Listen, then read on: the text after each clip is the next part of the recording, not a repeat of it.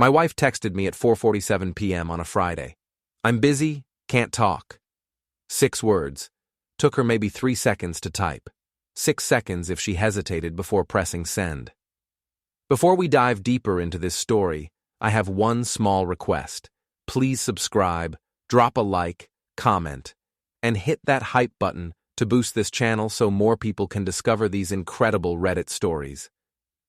I stared at the message for a long time, the screen glowing pale in my hand. The sound of the hospital monitors filled the silence, steady, mechanical beeps measuring the rhythm of a body that had once been strong enough to build houses with his own hands. My father lay in the bed next to me, asleep under thin white sheets.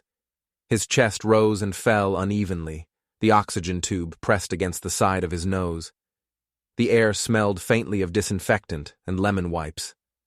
Every breath he took seemed like borrowed time. Claire was supposed to be here 2 hours ago. We'd planned this weekend together, both of us taking time off work to be with him after his stroke. She'd even said it was important that family comes first. But now I had 6 words. I'm busy, can't talk. No, I love you. No, I'm sorry, just busy. I put the phone face down on the little table beside the hospital bed. Tried to focus on Dad's breathing, on the small whirring sound the air conditioner made, on anything that didn't feel like rejection typed out in lowercase letters. My name's Ethan Mercer, 38 years old, commercial property consultant in Portland, Oregon. I make decent money analyzing buildings for investors, checking blueprints, inspecting concrete, looking for the cracks people can't see. My job is to find the weak spots before they collapse.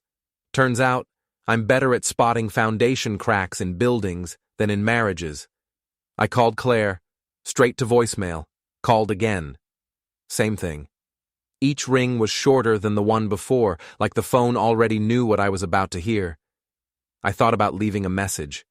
Something calm, something like, "Hey, just checking in, hope you're okay." But what was the point? She'd seen my missed calls. She just didn't care enough to answer. Then my phone buzzed again. A text. From Dave, my college buddy. The kind of guy who always finds bad news first. "Dude, isn't that Claire?" Attached was a screenshot from Instagram, a mutual friend's story. I opened it, not wanting to but knowing I had to. And there she was, my wife, wine glass raised, smile wide, ocean behind her, her hair caught in the sea wind.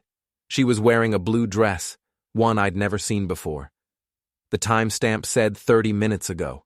The location tag said Cannon Beach, 2 hours from Portland.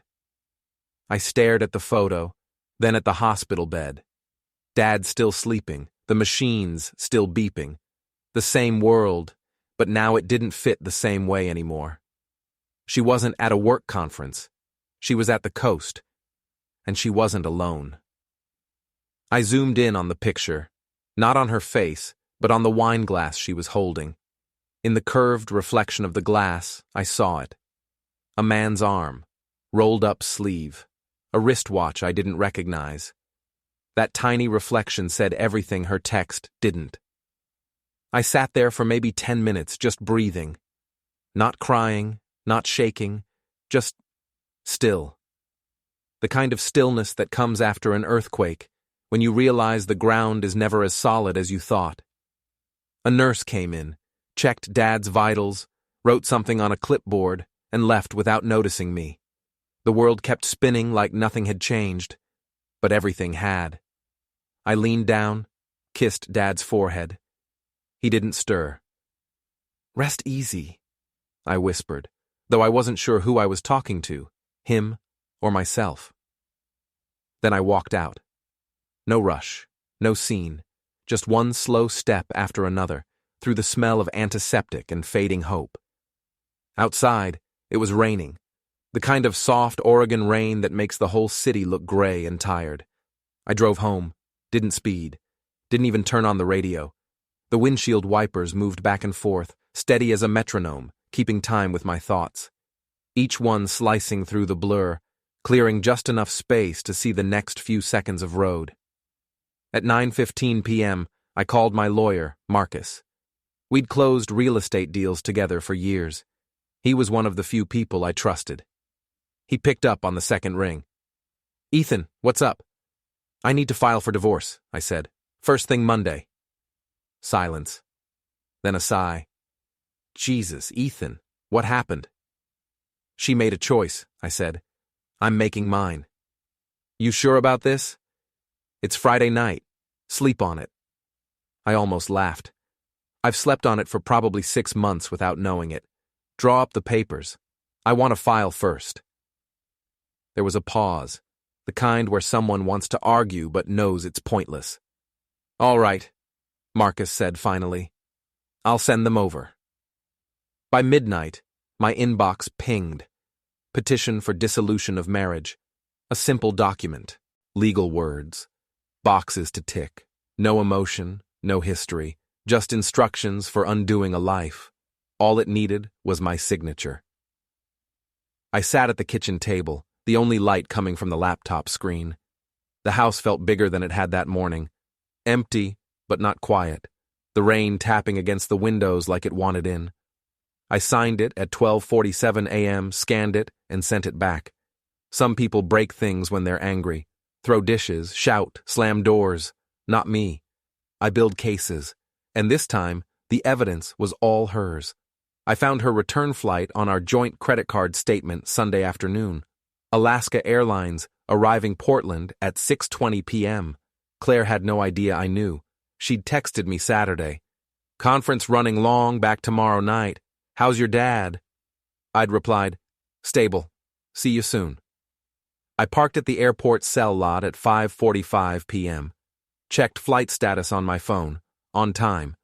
At 6:30, I walked into baggage claim. She came down the escalator at 6:38, laughing. Designer luggage, new sunglasses. And holding hands with a man I'd never seen before. Tall, early 40s, expensive casual clothes. The kind of guy who wears loafers without socks and thinks it's sophisticated. She saw me before he did. Her face went white. "Ethan."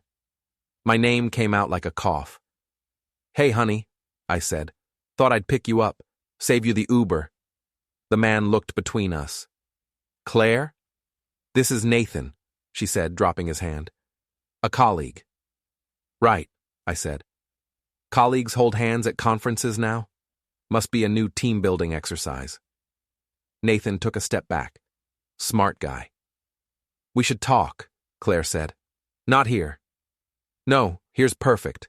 Public. Witnesses, cameras." I pulled out my phone, opened my email, turned it toward her. "Divorce papers. Filed this morning. You'll be served at the office tomorrow." Her mouth opened.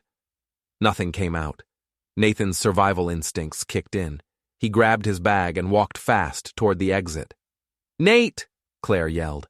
He walked faster. I watched him go, then looked at Claire. "You skipped the hospital for this. For him. Dad asked about you yesterday. I told him you were busy with work." "Ethan, please." "Busy, can't talk. That's what you said. You were right about one thing." I walked away. Didn't run. Didn't look back. Just walked. Behind me, I heard her heels clicking on the floor, frantic and uneven. Monday morning, Claire was served at her PR firm. I know, because her lawyer called mine by noon. Tuesday, my lawyer filed an emergency motion to freeze joint accounts pending asset division. Completely legal. We had $73,000 in savings, another $40,000 in checking. Oregon is an equitable distribution state, but during proceedings, neither party can drain accounts. Claire's corporate card got declined at lunch Tuesday. She called me 17 times. I didn't answer. Wednesday, she showed up at our house. Technically still hers too. We both owned it. I was ready. I'd set up my phone to record audio. Oregon is a one-party consent state.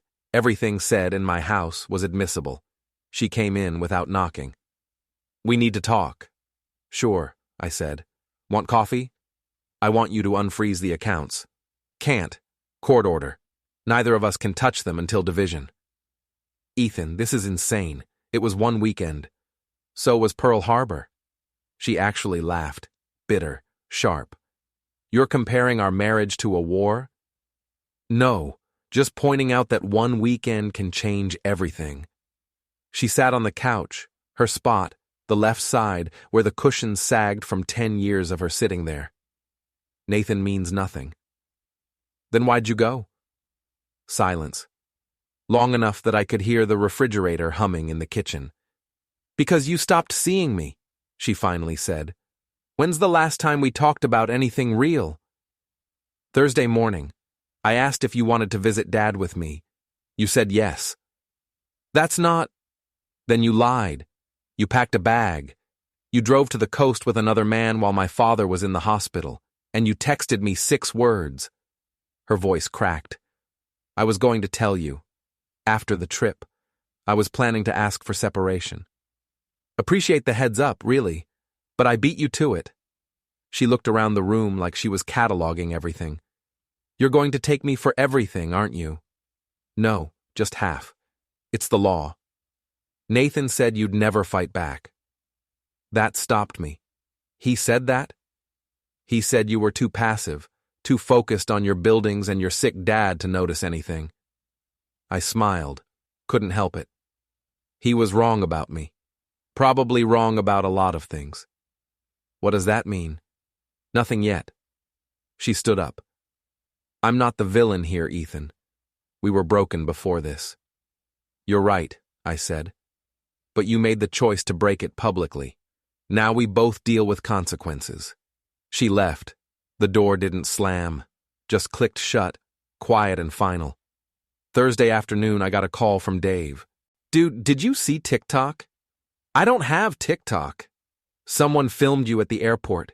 It's got like 200,000 views. Airport drama. I looked it up on my laptop. Sure enough, there it was. Grainy phone video of me showing Claire my phone, Nathan walking away, her face frozen in shock. Comments were brutal. She belongs to the streets. Man handled that like a king. That's how you do it. No yelling, just paperwork. Claire's firm saw it. Her boss called her in Friday morning. I know because my lawyer got a call from hers. Claire was taking leave, voluntary, but strongly suggested. Nathan had it worse. I didn't do anything directly, but I had a friend at his company. Just mentioned in passing that Nathan had been involved in a workplace relationship that created PR risk. HR opened an investigation Monday. By Wednesday, Nathan was demoted. By Friday, gone. Claire called me Saturday morning. First time I'd answered in a week. You destroyed him, she said. I mentioned facts to someone who mentioned them to someone else. That's called networking. You're not this person, Ethan. Neither were you, apparently. People surprise us.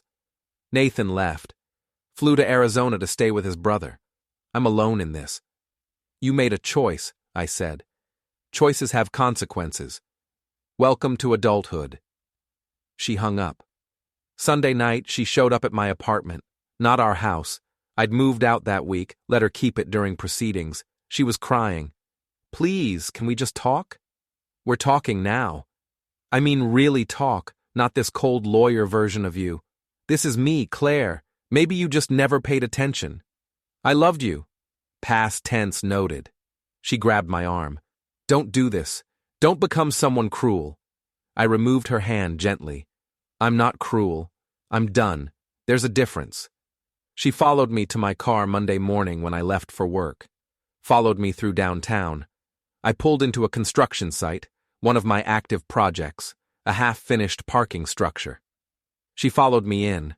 I stopped the car, got out. She did too. Claire, go home. Not until you listen. I looked around. Concrete barriers everywhere. Construction equipment. No exit behind her, just orange cones and sawhorses. You're blocked in, I said. She looked back, realized it. Ethan, I didn't trap you. You followed me here. You got yourself stuck.